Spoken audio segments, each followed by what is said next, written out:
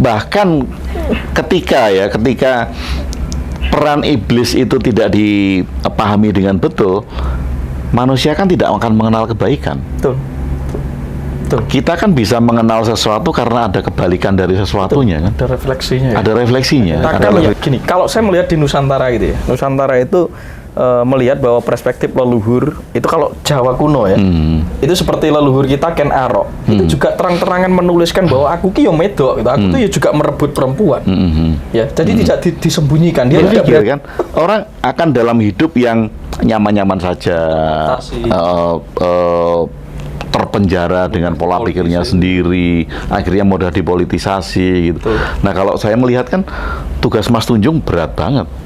Jenengan mau, bukan saya.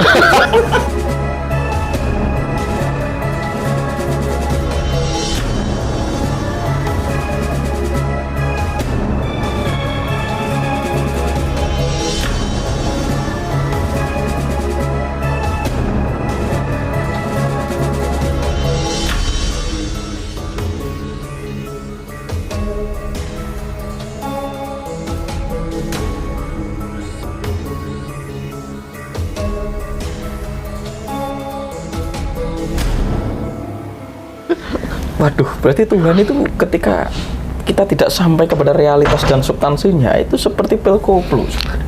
Iya. Bagus juga. Dan berhalusinasi. Ketika halu frustasi ngantemi orang gara-gara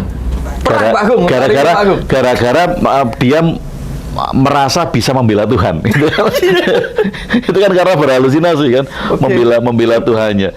Nah, nggak jadi mandiri, Mas Tunjung. Nah, Pak Agung, saya tanya, Tuhan itu sebenarnya merencanakan sesuatu atas hidup kita nggak? Kalau kita seperti awal tadi, tidak ada yang merencanakan kan, karena Tuhan tidak ada yang merencanakan siapa gitu kan. Kita memaksa Tuhan itu merencanakan hidup kita. Ya, gitu. karena orang tidak mau berpikir untuk melakukan sesuatu untuk dirinya. Misalnya gini, misalnya saya sedang gagal gitu, atau terpuruk gitu. Kemudian untuk ngeyam-yami saya dan supaya saya nggak malu di hadapan orang, ini memang sudah rencana Tuhan, gitu kan. Ben aku orang iso karo tetangga gitu. Dan aku ora nyapo-nyapo. Iya. Sajane kan karena aku goblok ora iso ngurus perusahaanku gitu. Yes. Makanya aku gagal, supaya aku nggak malu, maka aku bilang ini sudah rencana Tuhan gitu. Berarti untuk melindungi kemalasan kita sendiri, kerapuhan, ya. Bersandar terus-menerus. Dan ini saya rasa menjadi masalah mental yang serius tentang Tuhan ini dan turut membumbui di era sekarang. Betul. Karena kalau saya lihat fenomena masyarakat yang sering berdebat tentang Tuhan, rebutan Tuhan, ini kan karena mereka sudah terlalu lekat bersandar kepada wujud tadi, sehingga melupakan ketuhanannya. Batasan, iya, pikiran. Ketuhanannya kan malah dilupakan dengan itu. Yang diributkan itu kata bendanya tadi, mereknya yang diributkan. Sesuai yang paling bagus. Iya. Nah, ketika kemarin jenengan melempar gitu bahwa ketika bilang Tuhan tidak ada, wah, Pak Agung WB ini ateis. Gitu. Ya. Gimana konsep waktu? Gimana jenengan menanggapi itu semua itu? Saya selalu bertanya kan sama teman-teman yang bilang saya ateis gitu. Lo definisi ateis itu apa gitu? Iya kan? Ateis ini kan kalau didefinisikan sebagai orang yang menolak adanya Tuhan, bukan orang yang tidak meyakini Tuhan sebagai wujud. Ya kan, kalau ateis diartikan sebagai orang yang menolak tentang keberadaan Tuhan. Saya tidak menolak keberadaan Tuhan. Karena apa? Karena kalau ada orang secara realitas, kalau ada orang yang meyakini Tuhan itu ada, saya memahami bahwa itu adalah realitas keyakinanmu, subjektifnya dia. Bagi dia Tuhan ada, dan saya nggak menolak. Kalau saya menolak tentang keyakinan Tuhan ada, saya bisa dikatakan ateis. Saya menentang tentang teis. Saya nggak menentang kok tentang teis. Atau saya bukan anti teis. Bukan anti teis. Tidak. Kenapa? Karena kita harus menyadari tadi, ketika orang meyakini Tuhan itu ada, itu adalah realitas subjektifnya dia. Loh, kita hargai. Orang itu yang dia yakini kok.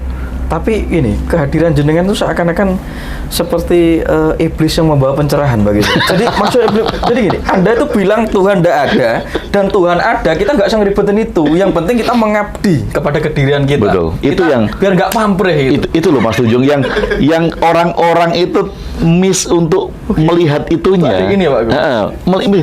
Kenapa orang tidak melihat esensinya? Karena mereka terjebak dengan Tuhan ada dan tidak ada. Gak apa-apa ya Pak Agung ya, judulnya iblis yang membawa pencerahan. Itu bagus loh, itu bagus loh. Karena iblis kan iblis itu kan lebih taat, bukan lebih tinggi, lebih taat daripada malaikat. Iya betul. Oke, kan saya begini Pak Agung, saya kan ini pemikiran saya kan. Jadi iblis itu kan selalu disalahkan. Tapi hari ini saya melihat iblis di depan saya dan ini membawa pencerahan. Iya. Ya, jadi begini. Iya. Dari dulu iblis itu rela. Iya. Ini bagi saya. Jadi Tuhan itu menciptakan manusia dan ini dikomplain salah satunya iblis. Tuhan, jangan kamu menciptakan manusia karena dia itu akan tercipta dari saripati bayanganmu sendiri dan kamu tidak akan pernah bisa mengendalikan itu. Kita akan pusing nih nanti karena dia punya free will. Dia akan semaunya sendiri gitu. Tapi si Tuhan udahlah tenang aja, gak apa-apa. Nanti bisa kita kontrol. Kamu harus jadi intelijenku. Nanti kamu turun, kamu rela aku bukin bahwa identitasmu itu buruk, kamu menjadi penggoda. Jadi bad boy lah. Betul, bad boy. Nanti kamu giring si manusia itu ke saya, gitu ya. Iya. Tapi ternyata sampai dengar pada ya memang nggak play juga si manusia ini, karena dia menggunakan itu seakan-akan membuat ruwet. Maka iblis bilang, tuh kan, udah aku bilangi, pusing juga saya juga disalahkan terus sama manusia. Gitu. Berarti kan iblis lebih pintar dari Tuhan ya. Lebih ngerti kan. Jadi gini, akhirnya si iblis itu ketemu nih. Ini cerita saya sendiri. Jadi iblis itu ketemu manusia masih disalahkan. Wahai manusia, kamu tuh jatuh. Itu gara-gara kamu tidak berada di jalurmu. Aku sudah di jalurku. Jalurku itu mengerjakan sesuatu yang bersifat anti mainstream seperti ini. Aku menjadi jahat, aku menjadi disharmonis, itu aku. Lah kamu itu disuruh jadi dirimu, yaitu orang yang berakhlak mulia, orang yang mewakili karakter ketuhanan, budi pekerti. Kamu sering jadi bajingan ya kan? Kamu sering jadi sesuatu mengerjakan apa yang aku kerjakan. Kamu tidak being yourself. Kamu itu menjadi orang lain untuk hari ini. Akulah iblis, kamu meniru iblis, jelas kamu berdosa. Iya, itu menarik loh Mas Ujun. Menarik sekali loh. Bahkan ketika peran iblis itu tidak dipahami dengan betul, manusia kan tidak akan mengenal kebaikan. Betul. Kita kan bisa mengenal sesuatu karena ada kebalikan dari sesuatunya. Kan? Ada refleksinya. Ya? Ada refleksinya di sana. Makanya kemudian ketika orang misalnya mau mengenal Tuhan, orang harus berangkat dari sesuatu dalam pikirannya ketika dia memahami bahwa Tuhan tidak ada. Tidak boleh paradok ya, tidak sebab paradok. Iya, karena dia akan mengenali sesuatu dari kebalikannya. Itu justru tauhid. Justru tauhid. Makrifat. Itu justru tauhid. Tadi yang religius ini liar. Makanya kemudian saya sering juga bilang sama teman-teman bahwa kita itu sekarang sedang, kalau dajjal itu kan di norma agama. Ini kalau kita bicara di norma agama itu ada sesuatu yang dimusuhin kan. Ditakutkan nanti di akhir zaman itu muncul bahwa dia perusak yang bisa mengalahkan hanya Imam Mahdi gitu kan. Iya. Nah, ini kita bicara di luar norma agama ya. Jangan sangkut pautkan dengan agama. Saya bilang sama teman-teman bahwa mari kita menjadi dajjal. Loh, penggoncang status quo. Kenapa kau menjadi dajjal gitu kan? Karena kita menjadi makhluk non-duality. Disimbolkan apa? Dengan mata satu. Selama kita menggunakan mata dua, kita melihat baik buruk, benar salah, tinggi rendah, terpecah. Tapi ketika orang sudah bisa melampaui itu, melewati dari dua mata itu, maka dia menjadi dajjal. Yes. Dia hanya menggunakan satu mata, melampaui dualitas. Jadi mari kita song-song dajjal. Wes berat lagi. Berat. Oke, ini saya turunkan dulu, darah saya sudah naik ke atas biar agak silakan tapi dulu Pak Agung. Oke, Pak Agung, ini ramai komennya. Belum selesai ya. Jadi hari ini kita hanya melihat bahwa sesuatu tuh gini, diceritakan ya gini. Kalau saya melihat di Nusantara gitu ya, Nusantara itu melihat bahwa perspektif leluhur itu kalau Jawa kuno ya, itu seperti leluhur kita Ken Arok, itu juga terang-terangan menuliskan bahwa aku ki yo medok, gitu. Aku tuh ya juga merebut perempuan, ya. Jadi tidak disembunyikan, dia tidak berada di satu sisi gitu. Jadi itu maunya bahwa kamu nanti jangan mengulang sejarah seperti aku saja transformasi kok, nak gitu, gitu ya. Tapi beda ya dengan konsep Abrahamik gitu. Menurut saya nih, yang transnasional ya. Itu menyembunyikan sisi yang iblis dan selalu diletakkan di tempat yang tinggi gitu. Nah, ini yang membuat ini rapuh. Menurut panjenengan itu kenapa mereka melakukan itu dan mungkinkah itu ajaran Abrahamik itu menggunakan itu hanya untuk trik marketing tertentu saja? Memungkinkan nggak? Iya, memungkinkan maksudnya. karena beda dari bangsanya kan. Beda dari bangsanya kan. Kalau kita ini kan memang sudah dididik dengan sesuatu yang kalau Jawa kan tidak boleh di satu sisi mata koin ya. Tidak boleh satu sisi mata dan kemudian mengenal dengan istilah kasunyatan. Kita sudah dilatih dari dulu bagi yang ngerti untuk melihat kasunyatan. Nerimo ya. Melihat inilah apa adanya kayak gini. Hidup tuh ya seperti ini gitu. Tapi mungkin bangsa-bangsa mereka atau bangsa-bangsa Semit masih prematur ya untuk masih sangat prematur sekali untuk itu. Sehingga segala sesuatu itu harus didudukkan di altar yang tinggi yang sangat sulit disentuh untuk diikuti. Mereka itu harus menjadi orang yang sangat mulia, tidak cacat, tidak pernah berbuat salah, suci gitu. Istilahnya kalau di istilah modern itu level lock-nya itu level 31 gitu. Itu kalau istilah sekarang. Level lock. Iya. Level kesadarannya itu level 31 itu kalau zaman sekarang gitu kan. Zaman dulu mungkin kalau istilah itu sudah ada, orang-orang suci ini didudukan di level yang tinggi gitu. Nggak pernah buat kudus ya. Kalaupun kemudian dia marah, pembenarannya adalah itu adalah kemarahan suci. Wah.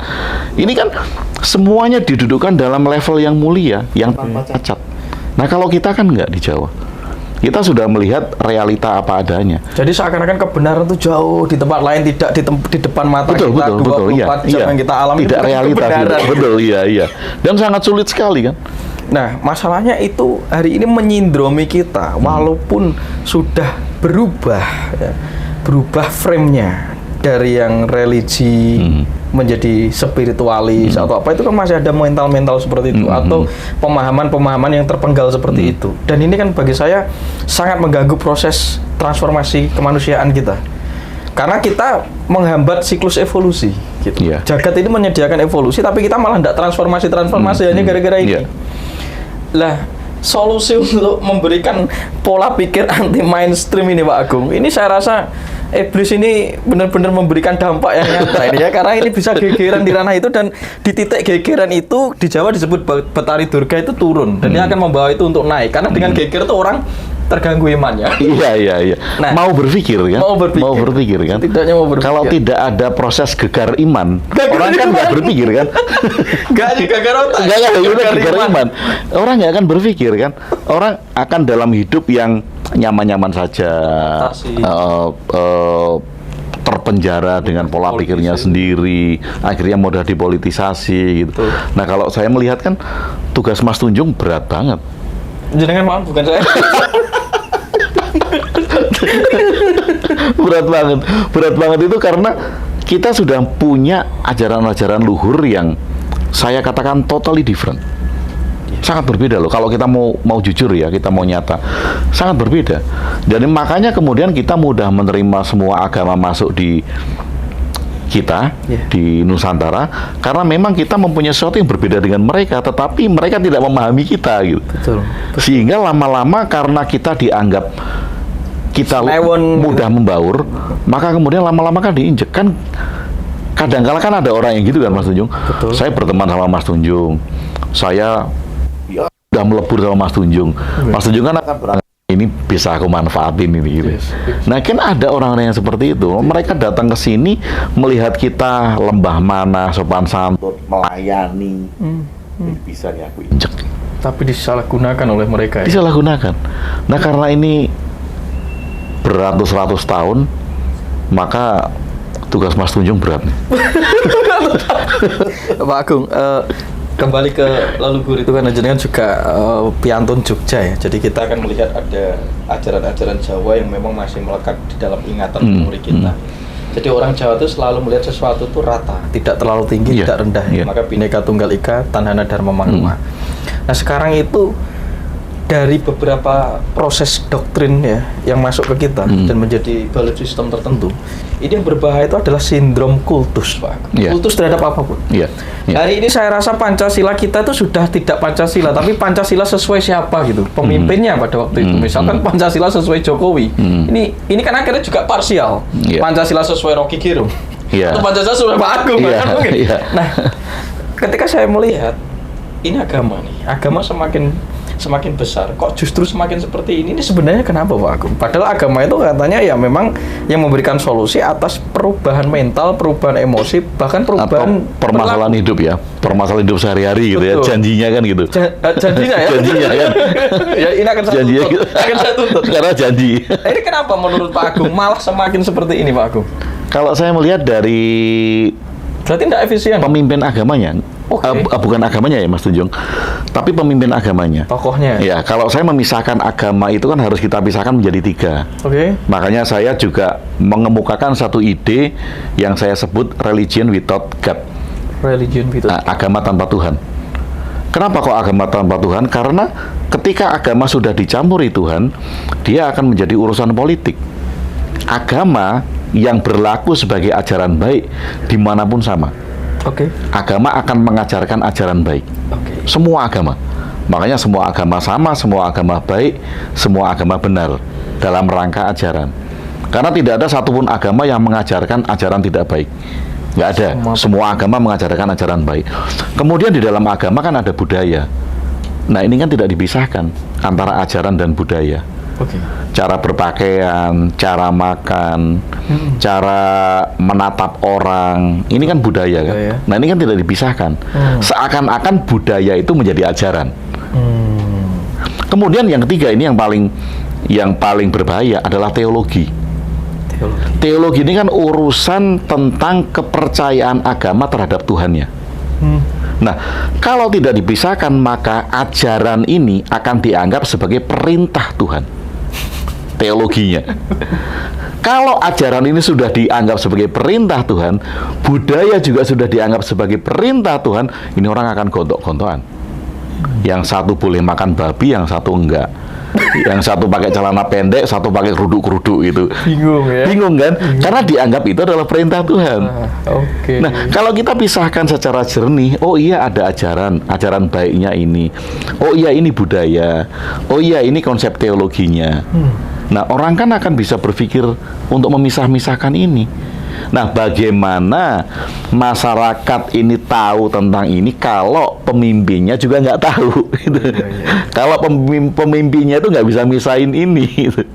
Betul. Ini masalah yang krusial. Iya. Termasuk di pemahaman tentang Tuhan saja belum stabil itu. Iya. Terus Pak Agung menurut jenengan itu, misalkan Tuhan itu ada karena melalui pewahyuan tertentu dari otoritas satu orang yang menyatakan atau dinyatakan dalam sejarah itu mendapat perintah atau wahyu Tuhan. Itu bagaimana untuk menembus itu, untuk benar-benar memahami itu? Kalau saya gini Mas Tunjung, supaya kita tidak menyebut merek ya. Kita maksudnya misalnya Mas Tunjung lah. Iya. Saya dapat wahyu gitu. Ya, Mas Tunjung dapat wahyu gitu ya. Mas Tunjung dapat wahyu. Oh, wahyu Jonggring Saloko. Saya di Solo Nusantara misalnya gitu kan, mendapat perintah untuk mengibarkan bendera, ya kan, di titik-titik tertentu gitu. Nah, bagi saya, Mas Tunjung itu adalah orang yang tidak percaya diri. Kenapa? Karena apa yang Mas Tunjung inginkan dengan ide itu harus mengambil satu otoritas tertinggi. Yaitu Tuhan. Nggak percaya diri. Mas Tunjung nggak yakin kalau apapun yang Mas Tunjung ucapkan itu akan dipercaya orang. Sehingga Mas Tunjung harus bilang bahwa ini adalah perintah Tuhan. Bagi saya itu orang nggak percaya diri. Oke. Tetapi ada loh Mas Tunjung, ada orang bilang boleh utusan atau apa yang percaya diri. Dia tidak pernah mengatakan bahwa semua ajaran baiknya itu dari Tuhan. Dia selalu mengatakan bahwa ini adalah dari olah pikir saya, ini adalah dari perjalanan batin saya, ini adalah dharma saya. Dan dia tidak pernah mengatakan satu otoritas pun yang memerintahkan dia. Membackup ya. Iya, nggak ada. Itu percaya diri loh. Iki tingkat tinggi iblis dari langit itu. Lo kan sehingga orang mau percaya silahkan, enggak juga silahkan. Mau punya pengikut sedikit ya nggak paten. Yes. Iya kan? Yes. Mau punya pengikut banyak juga nggak paten. Tidak terpengaruh ya. Nggak terpengaruh kan? Jenengan tuh sudah sangat pengalaman di neraka, jadi sudah sangat paham tentang itu. Iya, karena jonggreng saloko kan. Itu kan kawajan di muko. Dari kawacan di muka. Luar biasa iblis ini. Oke. Orang-orang mungkin belum tahu aja Mas Tunjung Oke. keadaan neraka yang sebenarnya. Tuh. Menurut jenengan apa neraka? Wah, zaman udah maju. Kalau zaman dulu mungkin, zaman dulu itu api panas membara, Kadang kelabing sih. sejuk. Kadon ya. Wah, AC itu udah banyak. Menurut di jenengan mana-mana. menurut jenengan apa neraka itu, Pak? Kalau saya, ini kan ahli konsep. ini kan makna kan. Dan kadang-kala kan kita, makanya tadi kembali lagi bahwa selera humor kita itu sudah turun. Turun sehingga ketika kita menyebutkan idiom atau kita menyebutkan makna, semuanya itu ditangkap harfiah. Nggak bisa guyon gitu. Jadi kalau guyon itu tidak terkena api neraka. Itu iya. Kayak gini Mas Ujung, misalnya gini, saya sebagai bapak gitu kan. Oke. Kemudian saya lagi ngomong sama anak saya kemudian bilang, "Pak, aku tadi nyolong ya, aku tadi mencuri ya," gitu. Saya sebagai bapak itu sebenarnya mau menciptakan satu cerita makna. Wah Le, kalau kamu kalau mencuri nanti kalau kamu mati, kamu diiris-iris tanganmu loh di kayangan sana. Nah, saya kan dalam konteks ini bercerita kepada anak, kan saya sedang memberikan makna kan. Tapi kalau anak saya terlalu serius, dia keluar ketemu teman-temannya, ternyata di alam sana itu kita nanti diiris-iris loh. Padahal bapaknya itu sedang bercanda sama anaknya.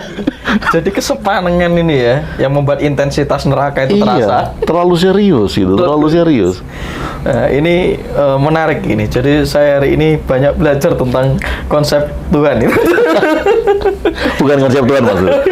Karena ya tadi, karena kalau tidak perlu diyakini karena tidak ada, tentunya kan nggak ada konsepnya.